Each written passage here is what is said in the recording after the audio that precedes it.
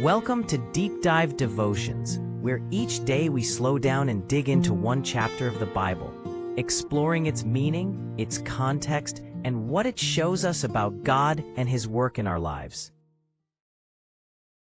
Today's reading comes from the book of Exodus, chapter 11.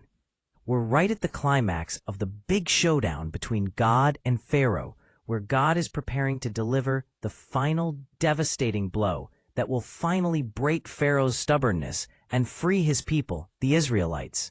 Exodus 11 kicks off immediately after the ninth plague, the terrifying darkness, and God is telling Moses that he's about to bring one more massive plague on Egypt, and this time, Pharaoh won't just let the people go. He'll actually drive them out in a panic. It's a very dramatic moment because up until this point, the conflict has been a series of escalations, a tug-of-war of wills.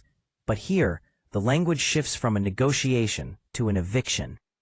The Hebrew suggests a total expulsion. Pharaoh will be so desperate to rid himself of the source of his country's agony that he will forcefully command the departure of the labor force he spent centuries trying to control. This one more plague acts as the definitive seal on the series of judgments, shifting the power dynamic from Moses asking for permission to God commanding the outcome.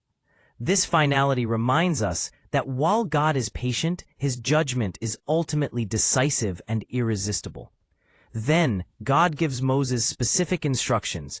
The people are to ask their Egyptian neighbors for articles of silver and gold. This isn't a request for a loan. It's God ensuring the Israelites walk out of 400 years of bondage, not empty-handed, but compensated for generations of hard labor. This is a profound moment of divine justice.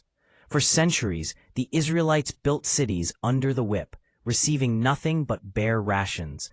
By prompting the Egyptians to give up their wealth, God is essentially collecting back wages. It's an act of divine provision that shows God is in control of all resources, even those held by a superpower. It also fulfills a promise God made to Abraham in Genesis, that his descendants would come out with great possessions. This plundering was not theft, but a divine rebalancing of the scales. The gold and silver handed over would later serve a higher purpose, becoming the materials used to construct the tabernacle, turning the symbols of Egyptian luxury into the instruments of Hebrew worship. This transformation teaches us that God can redeem the products of our most difficult seasons for his highest glory. Furthermore, this distribution of wealth acted as a psychological transfer of power. The Egyptians were essentially paying their former slaves to leave. Verse 3 mentions that God made the people gracious in the sight of the Egyptians, and Moses himself was held in high regard by Pharaoh's servants and the people. This detail shows that even before the final judgment, God was working on human hearts. The Egyptians, despite their suffering, did not turn on the Israelites in a rage. Instead, they looked upon them with a mixture of fear, awe, and favor.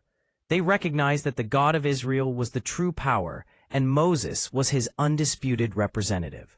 This shift in public opinion highlights that Pharaoh's authority was crumbling socially and politically. Even the king's own court began to see the futility of resistance. Moses, once a fugitive shepherd, had become a figure of monumental stature. This psychological shift was as much a plague to Pharaoh's ego as the darkness was to the land, demonstrating that his own people feared the God of the slaves more than they feared their own living God. This growing favor also hints at a mixed multitude that would eventually join the Israelites, showing that God's work in Egypt was also about the revelation of his character to those willing to see it. Moving into the core prophecy in verses 4 through 8, Moses lays out the coming judgment, the death of every firstborn son in Egypt. Moses is chillingly specific, saying it will affect everyone from Pharaoh's heir to the firstborn of the lowest servant and even the cattle. It's a complete nationwide judgment, demonstrating that no one is outside of God's reach.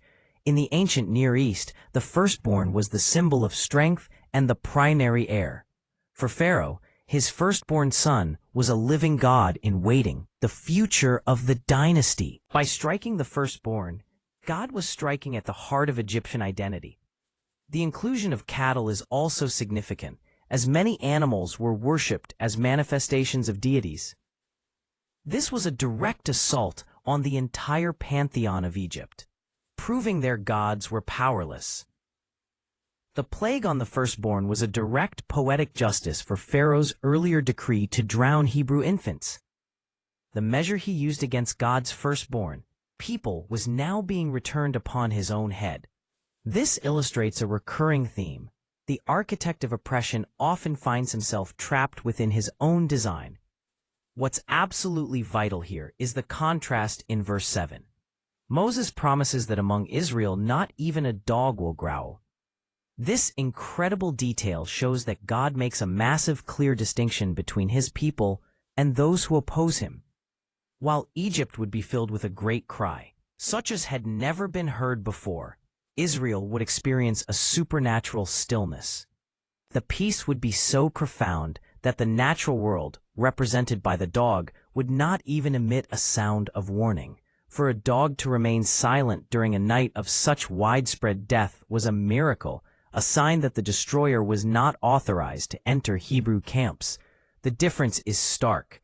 Silent peace for God's people, utter devastation for Egypt.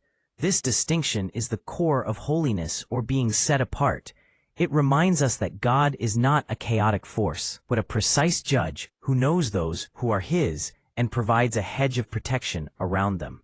The silence of the dogs symbolizes a peace that surpasses understanding, a divine immunity that allows God's children to sleep soundly while the systems of the world are dismantled around them.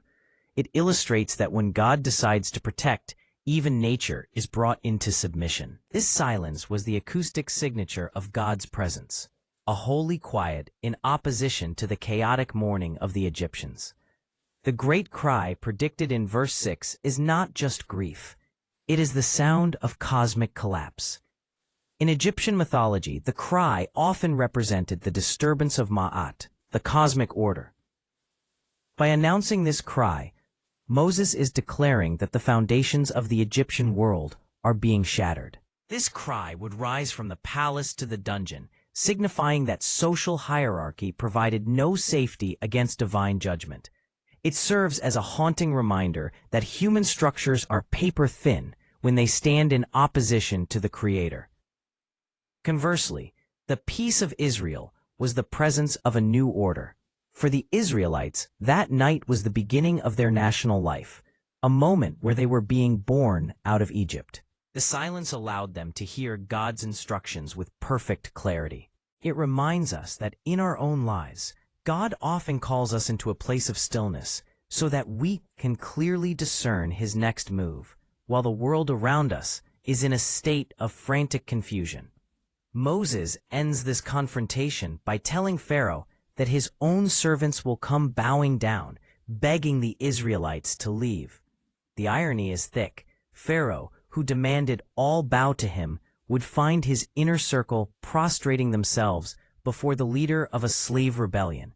The advisors who once laughed at Moses would soon be the ones pleading for his departure. Moses is so incensed by Pharaoh's pride that he leaves in hot anger. This is righteous indignation, a reflection of God's own stance toward rebellion. It shows that Moses had moved beyond being a mere messenger. He felt the weight of the unnecessary suffering caused by one man's refusal to acknowledge the truth. His anger was a final warning, a manifestation of the burning bush, fire that had now consumed his being. This hot anger also demonstrates that even the most humble man cannot remain indifferent to the destruction of life caused by arrogant power. It was the anger of a man who loved justice and hated to see a nation walk blindly into a preventable catastrophe. Finally, the chapter closes with a summary in verses 9 and 10. It reminds us that Pharaoh's refusal to listen isn't a failure of God's plan. God intended for Pharaoh's stubbornness to persist long enough for God to perform all these signs. This brings us to the concept of God's sovereignty over the human will. God allowed Pharaoh to be defiant so that the divine rescue would be unmistakable. If Pharaoh had let the people go after the first plague, the world might have seen it as a minor concession. But by the 10th plague, there was no doubt that the God of the Hebrews had dismantled the most powerful nation on earth. This conflict served as a global classroom, teaching all nations that there is no God like Yahweh. It also prepared the Israelites, submerged in Egyptian culture for centuries, to understand the magnitude of the God they were now going to follow. The hardening of Pharaoh's heart allowed every hidden idol of Egypt to be defeated. This process teaches us that God doesn't just want to remove us from our problems. He wants to remove the power of those problems over our souls. The chapter serves as a bridge, a moment of bated breath before the Passover. It heightens the tension by announcing the penalty before it is carried out, giving Pharaoh one last chance, though God already knows he will not turn.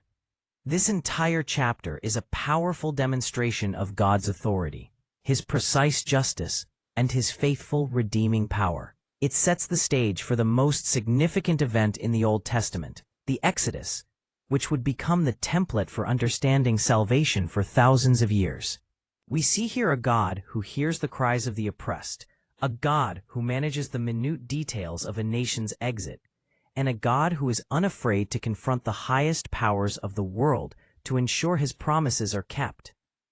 Every word spoken is a building block toward the final liberation, proving that when God says he will do something, the obstacles of man are merely the stage upon which his glory is revealed. The chapter reminds us that there is a midnight coming for every system of injustice, a moment where the accounts are settled and the truth is made manifest. The chapter invites us to consider the weight of God's patience and the finality of his judgment.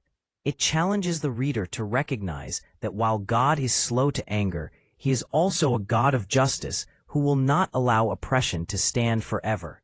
The great cry of Egypt is the sound of a world realizing too late that it has been fighting its creator, while the silence of Israel is the peace of those who have found their refuge under the shadow of the Almighty. This contrast remains a relevant theme, the world's panic versus the believer's peace. As we reflect on these verses, we are reminded that our God is a promise keeper, a deliverer who doesn't just lead us out of trouble, but ensures we are equipped and restored. He is the God of the 11th chapter, standing at the threshold of our breakthroughs, ready to speak the final word. We are encouraged to see that no matter how dark the midnight may seem, God has already decreed the distinction and secured the victory for his people. The exit is a triumphal procession where former slaves leave as victors, guarded by the silence of the heavens. In our own lives, we can take heart knowing the same God who distinguished between Goshen and Egypt watches over us today, orchestrating our own deliverances with precision and power. The silence of that ancient night still echoes as a promise. When God is for us, no growl from the enemy can disturb the peace of our inheritance. Thank you for joining me today in God's Word. If this podcast has been helpul to you and you'd like to support it, there's a simple option at ko-fi.com/deepdivedevotions. That's ko-fi.com/deepdivedevotions. Whether you support or simply listen, thank you for being part of this time in Scripture. Until next time, may the Lord bless you and keep you.